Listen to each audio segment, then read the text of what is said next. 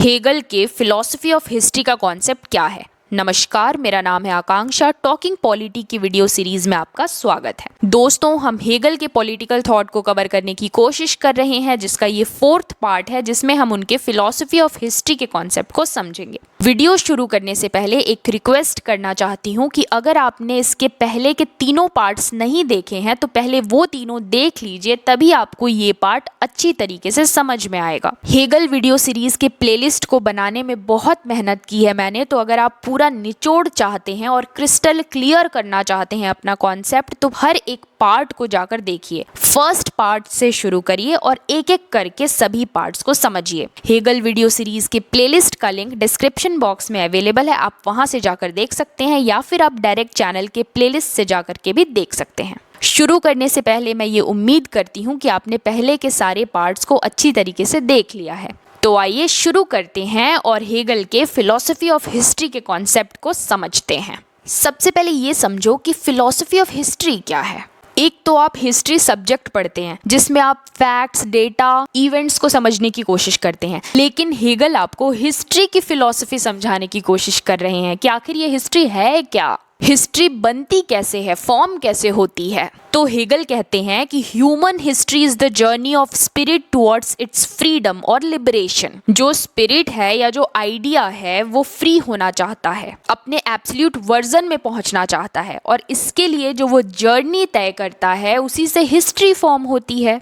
Confuse मत होइए, मैं ठीक से समझाती हूँ। स्पिरिट वाले वीडियो में आपने क्या देखा? आपने देखा कि भगवान की दुनिया में एब्सोल्यूट स्पिरिट है, मतलब स्पिरिट अपने सबसे इवॉल्व्ड वर्जन में मौजूद है, जिसको गॉड कहते हैं। अब उस गॉड यानी एब्सोल्यूट स्पिरिट से स्पिरिट्स निकल कर आते हैं और इस दुनिया में, हमारी दुनिया में अलग अलग चीजों में खुद को मैनिफेस्ट करते हैं, मैटर में खुद को मैनिफेस्ट करते हैं। देखो, भगवान की दुनिया से स्पिरिट निकल कर आई और किसी मैटर में या किसी बॉडी में समा गई। अब वो परेशान है क्योंकि वो भगवान से निकल कर आई है, एब्सोल्यूट स्पिरिट से निकल कर आई है, और वापस वो एब्सोल्यूट स्पिरिट का हिस्सा हो जाना चाहती है। अब वो एक बॉडी में ट्रैप्ड है, उसको समझ नहीं आ रहा है कि क्या करें। तो जो मैटर में वो ट्रैप्ड है, उस मैटर और स्पिरिट में स्ट्रगल होता है। स्पिरिट मैटर में ट्रैप कैसे हुआ? स्पिरिट जब इस दुनिया में आया तो स्पिरिट एक आइडिया है। अब उस आइडिया ने अपने काउंटर आइडिया को जन्म दिया। काउंटर आइडिया क्या है? मैटर।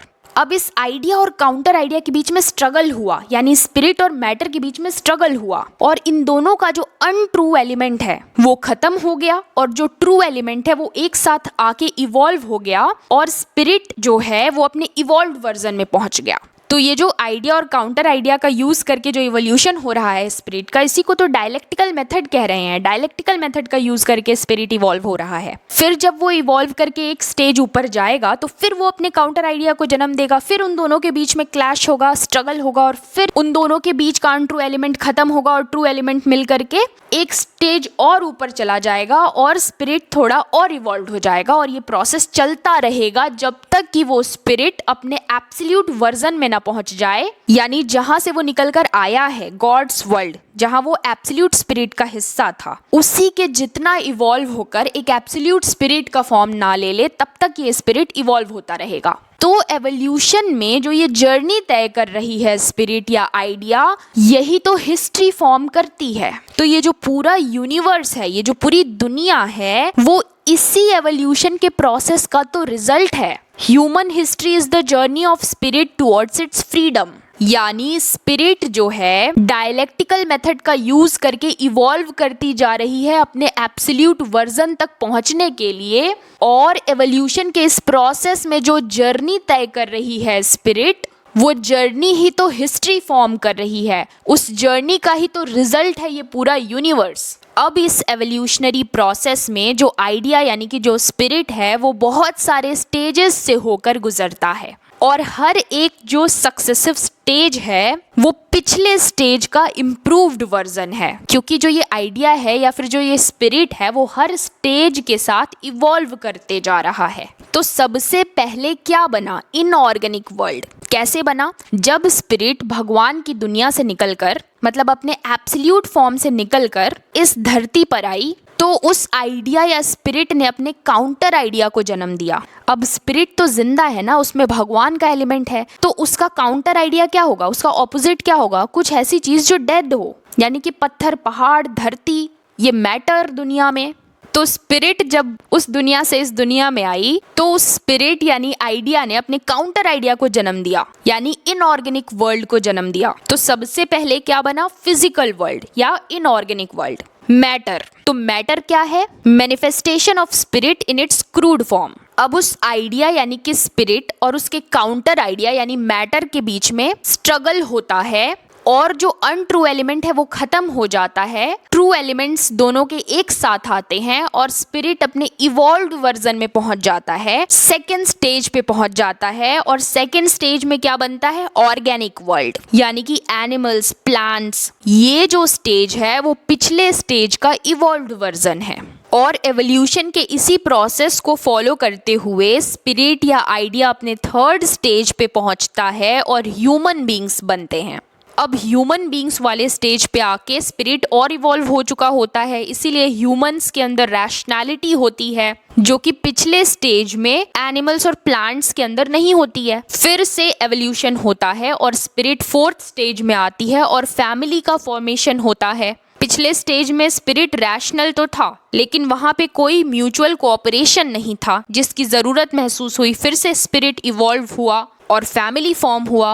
अब फैमिली में पर्सनल नीड्स तो पूरे हो रहे हैं लेकिन आपके जो फाइनेंशियल नीड्स हैं, फैमिली के बाहर जो ज़रूरतें हैं वो नहीं पूरी हो रही हैं। इसीलिए स्पिरिट फिर इवॉल्व करता है और सिविल सोसाइटी बनती है जहाँ पे इकोनॉमिक इंटरडिपेंडेंसी होती है। लेकिन यहाँ भी स्पिरिट सेटिस्फाइड नहीं है, उसको और इवॉल्व होना है क्योंकि इस स्टेज में भी कुछ कमी रह गई है। तो स्पिरिट फिर से एवोल्यूशन के उसी प्रोसेस को फॉलो करते हुए अपने लास्ट स्टेज में पहुँचता है और स्टेट बनता है।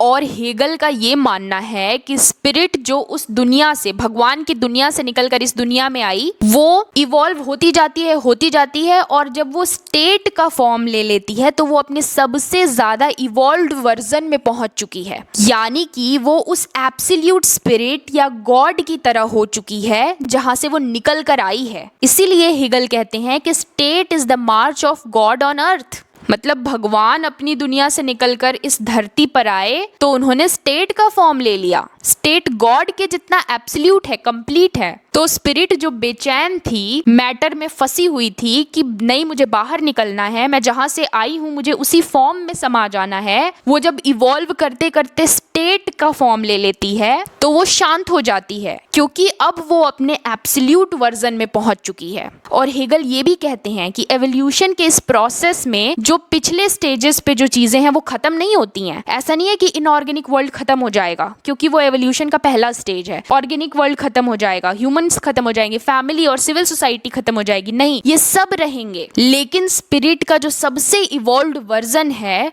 उसको कौन रिप्रेजेंट करता है? स्टेट यानी राज्य। और इसीलिए स्टेट में civil society, family, human beings ये सभी पीसफुली रहते हैं। क्यों?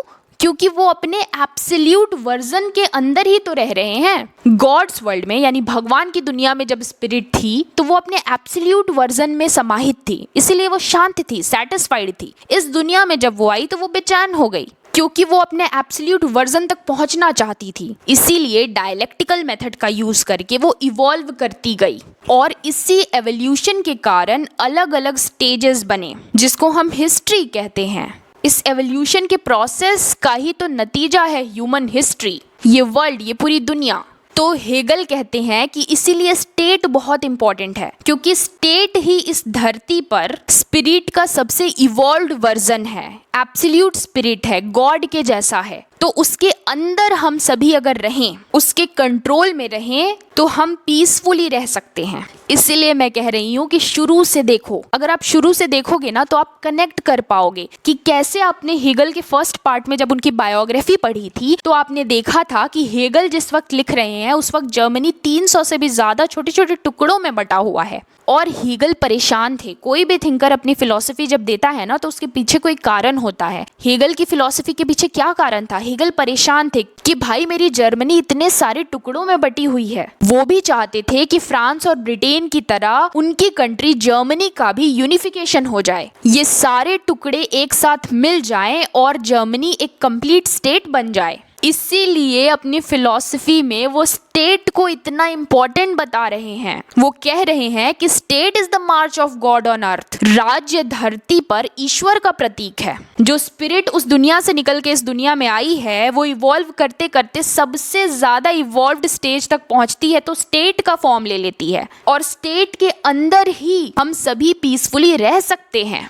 और ह्यूमन हिस्ट्री क्या है? स्पिरिट का इस धरती पर आने के बाद अपने एब्सोल्यूट वर्जन तक पहुंचने का जो सफर है, उस सफर में स्पिरिट ने जो जो स्वरूप धारण किया है, जो जो स्टेज फॉर्म किया है, वही तो ह्यूमन हिस्ट्री है। और स्पिरिट का सबसे इवॉल्व्ड वर्जन स्टेट है। स्टेट भगवान के जैसा है, एब्सोल्यूट स्पिरिट के जैसा है। स्टेट के अंदर रह करके ही इंसान सबसे ज्यादा लिबरेटेड हो सकता है, सबसे ज्यादा फ्रीडम एंजॉय कर सकता है। क्यों? जब भगवान की दुनिया से इस दुनिया में आया था स्पिरिट, तो मैटर में ट्रैप हो गया था, परेशान था, फ्री होना चाहता था। लेकिन जब वो स्पिरिट इवॉल्व करते करते स्टेट का फॉर्म ले लेता है, तब क्या होता है? स्टेट क्या है? स्टेट तो गॉड के जैसा है, स्पिरिट का सबसे इवॉल्व्ड वर्जन है। तो भगवान इस धरती पे स्टेट के फॉर्म में आ गए। अब जब तुम स्टेट के अंदर रहोगे तो ये वैसी ही सिचुएशन हो जाएगी जैसे वो स्पिरिट भगवान की दुनिया में, गॉड्स वर्ल्ड में, एब्सोल्यूट स्पिरिट में रहता था। तो अब वो अपने ही बड़े स्वरूप का एक हिस्सा है, तो वो सबसे ज्यादा फ्रीडम एंजॉय करेगा। इसीलिए हेगल कहते हैं कि in state person will be liberated to the maximum extent, यानी राज्य में इंसान सबसे ज्यादा आजाद रहेगा, लिबरेटेड रहेगा। इसीलिए स्टेट बहुत इंपॉर्टेंट है हेगल के लिए। अब हेगल ने फिलॉसफी ऑफ हिस्ट्री का जो ये कंसेप्ट दिया, उसको प्रैक्टिकली अप्लाई भी किया। उन्होंने रियल एग्जाम्पल देके समझाया कि कैसे इस वर्ल्ड की जो हिस्ट्री है उसमें डेफिनेट स्टेजेस हैं और स्टेज बाय स्टेज डेवलपमेंट होता है स्पिरिट का।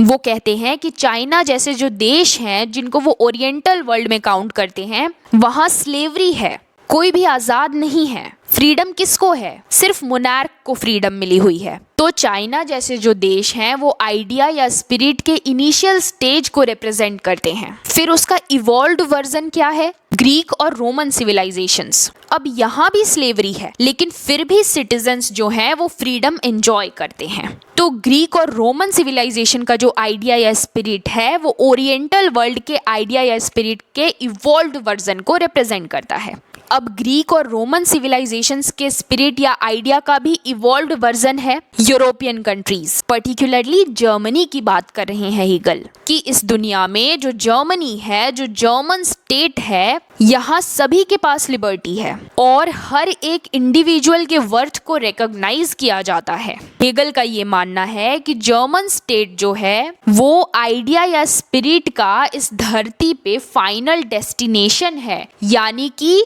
जर्मन स्टेट जो है वो आइडिया या स्पिरिट का सबसे इवॉल्व्ड वर्जन है इस धरती पर। और वो इस बात से पूरी तरीके से कन्विंस्ड थे कि जर्मनी जो है वो हिस्टोरिकल एवोल्यूशन के फाइनल स्टेज तक पहुंच चुका है। आइडिया या स्पिरिट इस धरती पर अपने सबसे ज़्यादा इवॉल्व्ड वर्जन में पहुंच चुका है जर्मन स्टेट के फॉर्म में।